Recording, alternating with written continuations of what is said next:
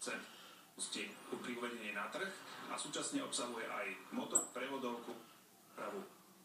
Však majiteľ súdovo povedané vykuchá, už ho legálne neodhlási, ohrozila pokuta. A držiteľ a nedodrží zákon o odpadoch a napríklad auto svojvoľne rozoberie, čo je.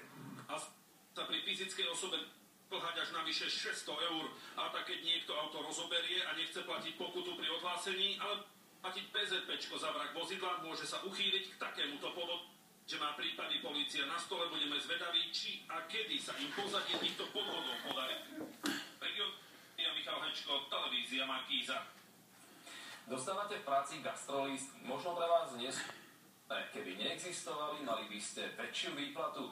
Tak toto tvrdí Panomo navrhuje, aby na miesto dostávali ľudia hotovo.